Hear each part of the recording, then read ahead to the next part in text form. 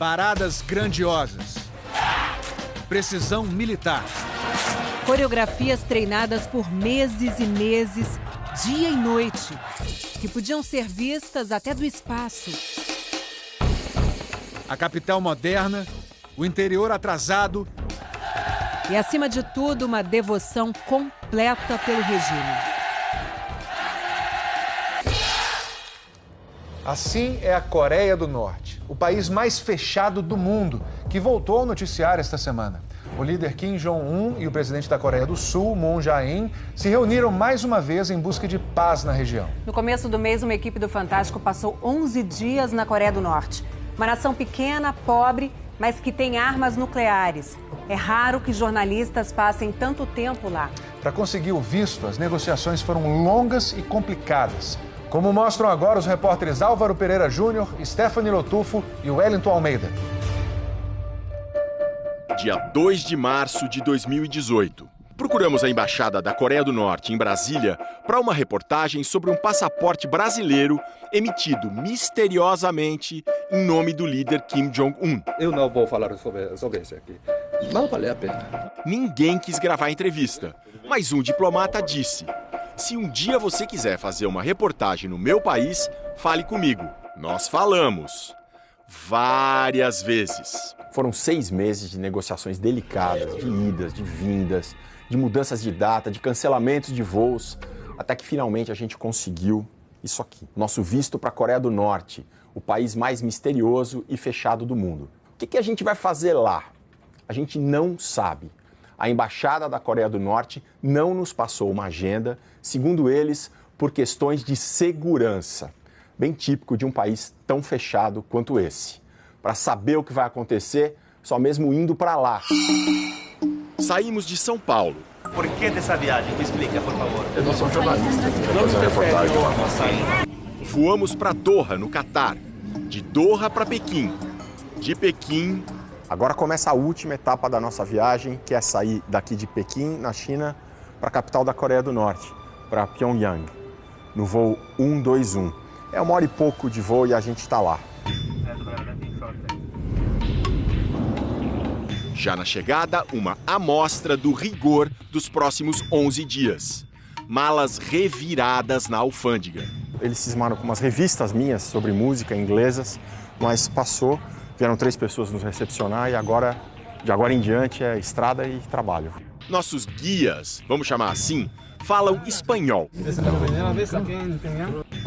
E na van, finalmente, revelam onde vamos ficar. O hotel Yanggakdo, numa ilhota no rio Taedong, que corta a cidade. No saguão, mais um sinal da vigilância implacável. Uma braçadeira de uso obrigatório. Jornalista, em coreano. É o que eles disseram, o P é de press, imprensa em inglês. E tem que pagar, é 30 euros cada braçadeira. Próximo passo, aprender as regras para jornalistas estrangeiros. Artigo 25. Proibido cometer atos que distorçam a realidade do país e que violem a estabilidade e os interesses da sociedade. E o Código Penal, no artigo 62, ameaça. Pessoas que cometerem atos de propaganda contra o Estado receberão pena de 5 a 10 anos de reeducação pelo trabalho.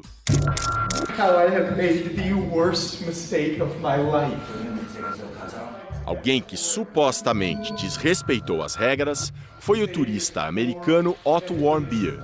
No início de 2016, ele foi condenado a 15 anos de prisão com a tal reeducação pelo trabalho. Otto teria roubado um pôster da parede do mesmo hotel Yanggakdo onde nós estamos. O pôster de propaganda do governo teria sido arrancado do misterioso 5º andar, proibido para os hóspedes. Repare, o elevador nem tem o número 5, pula do 4 para o 6. Em junho do ano passado, Otto foi devolvido aos Estados Unidos, em estado vegetativo, por causas até hoje não esclarecidas. Otto morreu 2 dias depois de voltar para casa. Tinha 22 anos. Para nós, mais orientações. É proibido sair sem os guias.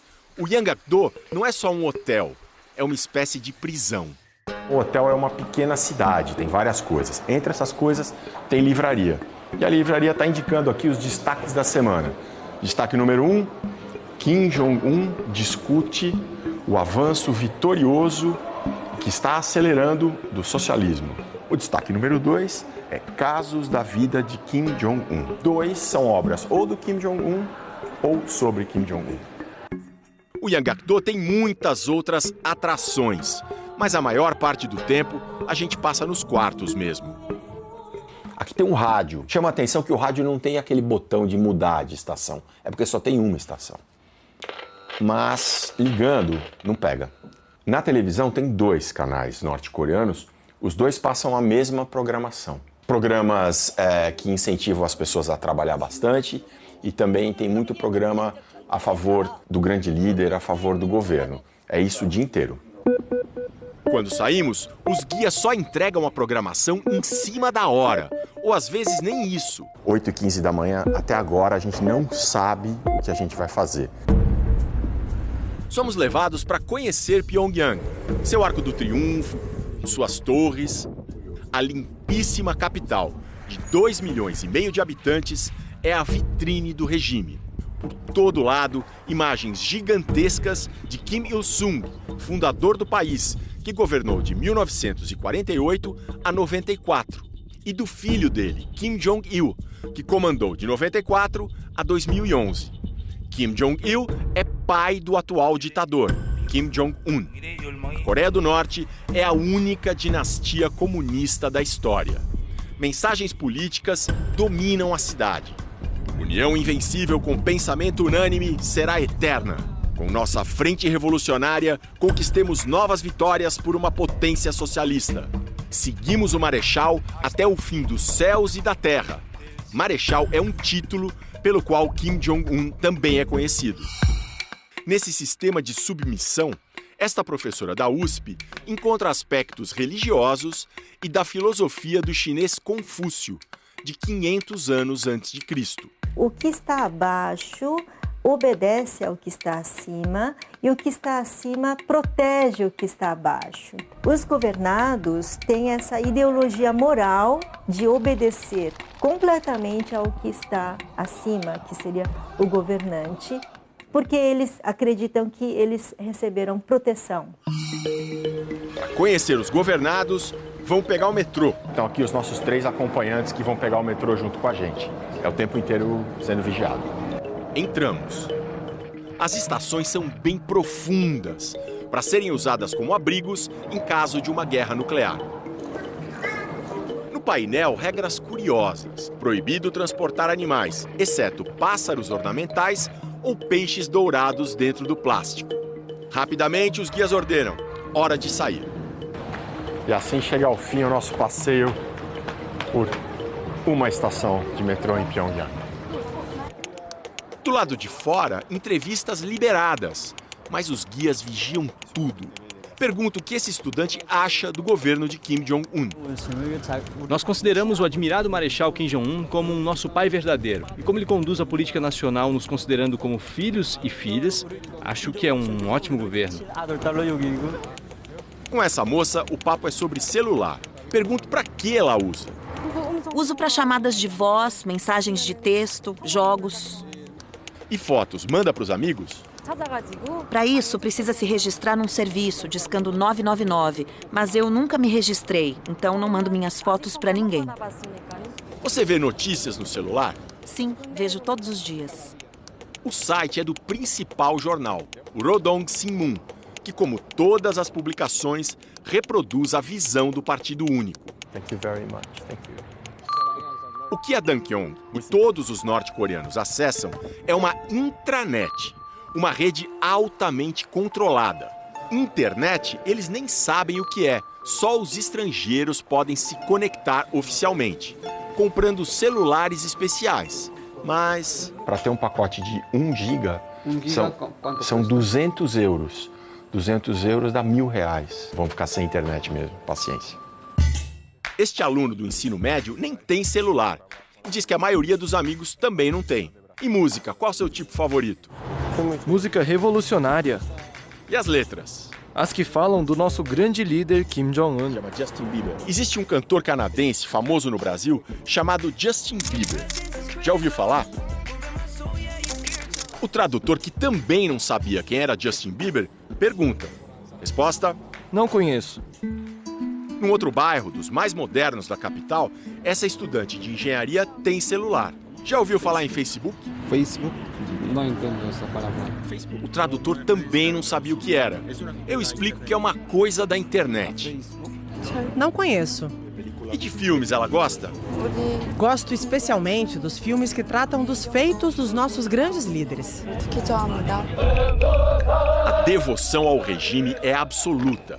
E é assim desde a fundação, há 70 anos. Até então a Coreia vivia numa disputa entre dois irmãos imperialistas. Os coreanos diziam que eles eram um camarão entre 3 baleias, o Japão, a China e a Rússia. De 1910 a 1945, a Coreia não existia como nação. Era uma colônia japonesa de relações tensas. Em 1948, com o fim da Segunda Guerra Mundial e o Japão rendido, a Coreia foi separada em duas. A do Norte, comunista, controlada pela então União Soviética, e a do Sul, capitalista, pelos Estados Unidos. A linha divisória era, e é, o Paralelo 38. Duas superpotências decidem fazer isso. Com base no paralelo, simplesmente metade do norte é minha, metade do sul é sua. Em setembro de 1950, a Coreia do Norte, sob o comando de Kim Il-sung, invadiu o sul. Os Estados Unidos conseguiram autorização da ONU para um contra-ataque devastador.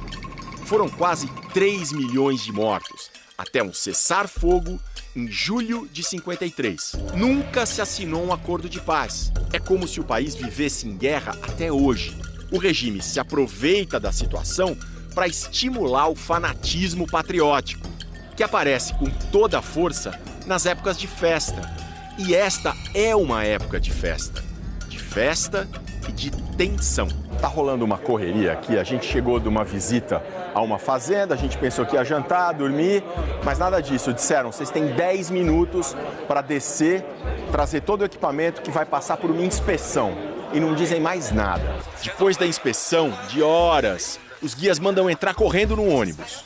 Passamos 2 horas na fila, de repente foi uma correria insana, agora estamos indo para esse evento. Ninguém sabe o que é. Era um luxuoso musical de louvor ao regime socialista. Noite de 8 de setembro. As grandes festas estavam só começando.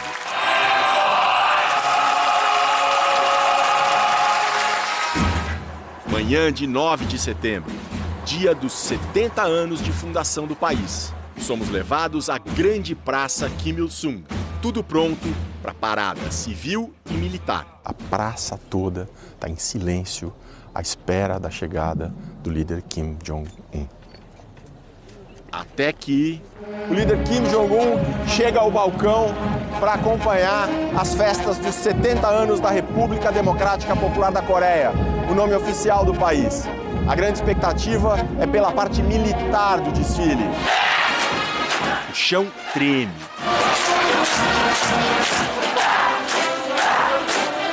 A Coreia do Norte é a sociedade mais militarizada do mundo. Tempo médio de serviço: 6 anos para os homens e 5 para as mulheres. A parada prossegue e uma ausência chama a atenção. Está chegando ao fim a parte militar da parada e não houve a apresentação de nenhum novíssimo armamento, por exemplo, um míssil intercontinental. Isso reforça a atitude menos agressiva que os norte-coreanos vêm tendo nos últimos meses. Ao final de exatas 2 horas, Kim Jong-un celebra ao lado de Lee Jae-shu, o número 3 do governo da China, o principal país aliado da Coreia do Norte. O dia seria longo. À noite, mais uma vez, fomos colocados num ônibus sem saber para onde. Chegamos ao estádio 1º de maio. A entrada foi uma guerra. Lá dentro, os Mass Games, os chamados Jogos do Povo, uma demonstração gigantesca de precisão e sincronia. Só no painel mutante, 20 mil pessoas. muitas delas crianças pequenas. Um dos principais especialistas do mundo em Coreia do Norte comenta: os treinamentos começaram no final de março. A rotina é tão rigorosa, tão intensa, mas provavelmente não existe nenhuma compensação. Só o prestígio de ser uma entre 150 mil pessoas na apresentação. O espetáculo, tecnicamente, é impecável. Mais uma vez, o líder está lá. Os Jogos do Povo não eram tudo.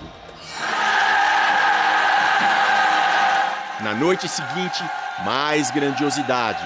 A mesma praça que um dia antes tinha recebido a parada militar, agora seria palco da Marcha das Tochas.